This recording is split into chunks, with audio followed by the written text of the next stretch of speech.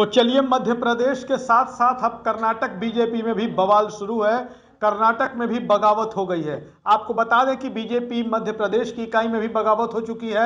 मैहर के बीजेपी विधायक नारायण त्रिपाठी ने बगावत कर दी है। उधर कर्नाटक में पूर्व सीएम जगदीश शेट्टार भी बागी हो गए हैं। कह रहे हैं कि नहीं मानेंगे बीजेपी हाईकमान का फैसला और किसी भी कीमत पर चुनाव लड़ेंगे। अब आपको मामला बता देते हैं। कर्नाटक विधानसभा चुनाव के लिए तारीखों का ऐलान हो गया है। सभी राजनीतिक दलों ने अपनी तैयारियां शुरू कर दी हैं, लेकिन इसी बीच कर्नाटक फतेह की तैयारी में जुटी बीजेपी को करारा झटका लग गया है। दरअसल विधानसभा चुनाव में 1 महीने से भी कम का वक्त बचा हुआ है और इधर मध्य प्रदेश के साथ ही कर्नाटक में पार्टी के अंदर बगावत शुरू हो गई है। 6 बार के विधायक और कर्नाटक के पूर्व मुख्यमंत्री जगदीश शेट्टार ने पार्टी हाईकमान का फैसला मानने से इनकार कर दिया है। जगदीश शेट्टार का यह फैसला पार्टी आला कमान के खिलाफ है। दरअसल बीजेपी का नेतृत्व चाहता था कि शेट्टार इस बार चुनाव ना लड़े।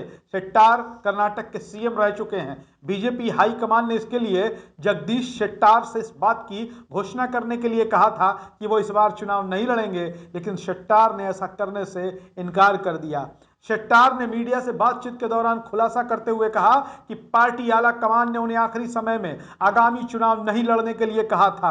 उन्होंने कहा कि मैं पूरी तरह से निराश हूं। जगदीश शेट्टार कहते हैं कि मैंने 30 साल से अधिक समय तक बीजेपी के लिए काम किया है। मैंने बीजेपी को खड़ा किया है। मुझे 2-3 महीने पहले भी यह बात बताई जा सकती थी और मैंने इसे स्वीकार भी कर लिया होता, लेकिन जब नामांकन दाखिल करने का वक्त आ गया है तो उसके पहले मुझे चुनाव न लड़ने की सूचना दी गई। मैंने अपने निर्वाचन क्षेत्र में प्रचार का काम शुरू कर दिया। इसके साथ ही जगदीश शेट्टार कहते हैं कि जब उन्होंने मुझे चुनाव नहीं लड़ने के लिए कहा तो मैंने उन्हें बता दिया है कि मैं किसी भी कीमत पर चुनाव लड़ूंगा। मैंने उनसे पुनर्विचार करने को कहा है। मैंने उनसे पूछा है कि क्या सत्ता विरोधी लहर चल रही है या कोई आरोप मुझ पर है। जगदीश शेट्टार कहते हैं कि मुझे विश्वास है कि वो मेरे अनुरोध पर विचार करेंगे। वो बताते हैं कि मंगलवार को उन्हें आला कमान का फोन आया था।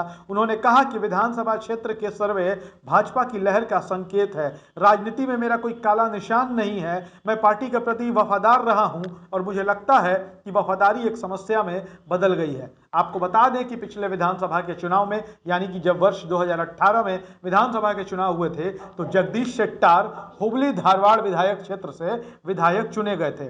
आपको बता दें कि बीएस येदियुरप्पा के भरोसेमंद सहयोगी शेट्टार 2012 में कर्नाटक के सीएम बने थे, जब राज्य में बीजेपी खनन विवाद में फंस गई थी। उन्होंने तब डीवी सदानंद गौड़ा का स्थान लिया था।